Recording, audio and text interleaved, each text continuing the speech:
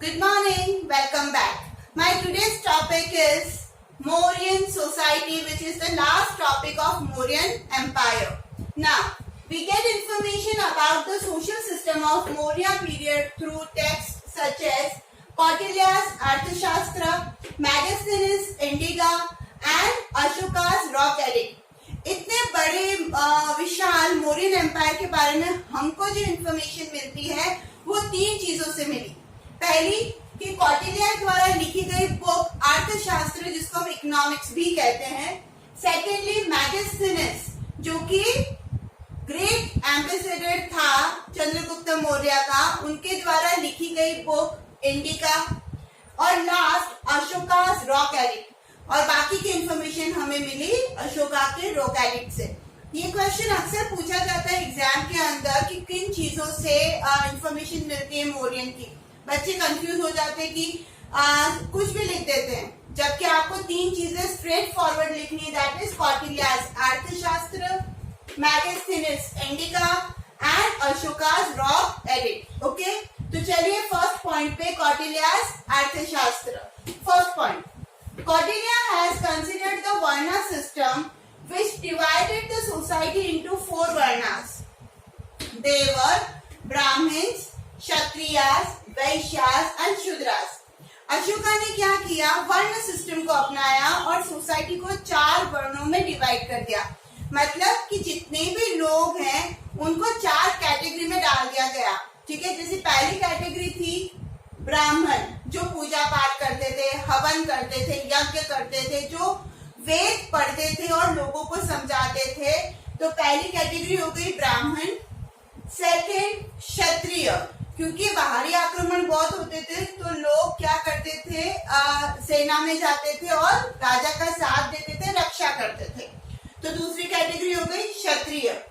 तीसरी वैश्य, बिजनेसमैन, जो व्यापार करते थे, ठीक है, ट्रेडिंग करते थे।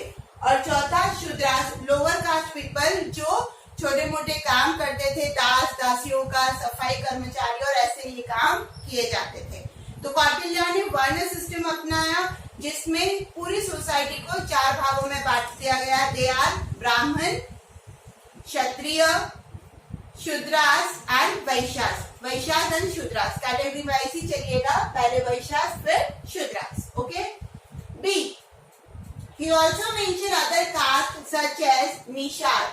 अब क्या हुआ, ये तो उसने वर्ण में डाला, सिस्टम मतलब चार कैटेगरी में डाल दिया, बट उन्होंने अलग कास्ट भी बताई, जैसे कि निषाद, पार्शव, रथाकर, शक्ति, सूद, चंडाल एक्सेट्रा। ये कुछ जातियां भी वहां पर अवेलेबल थी और ये उनकी किताब में इनके बारे में बताया गया। सेकेंड पॉइंट है मेरा मेगास्थेनेस इंडिका। चलिए देखते हैं क्या है। He classified Indian society in 7 form. इन्होंने क्या किया, मेगास्थेनेस जो कि ग्रीक एम्बेसडर थे, राइट, इन्होंने क्या किया, अपनी बुक इंडिका के अंदर पूरी सोसाइटी को 7 फॉर्म में डिवाइड किया। नंबर 1, दार्शनिक यानी कि फिलोसोफर। किसान, इट मीन्स फार्मर। कारीगर और शिल्पी, it means craftsman and sculptors. सैनिक, सोल्जर्स। निरीक्षक, इंस्पेक्टर।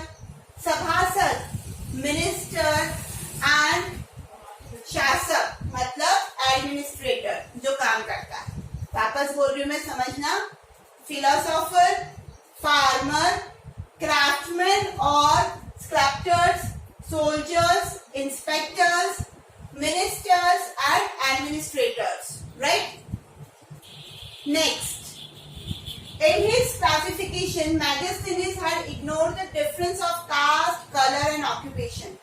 Megasthenes ने इग्नोर किया उन चीजों को सोसाइटी की, वो थी कास्ट, कलर एंड ऑक्यूपेशन।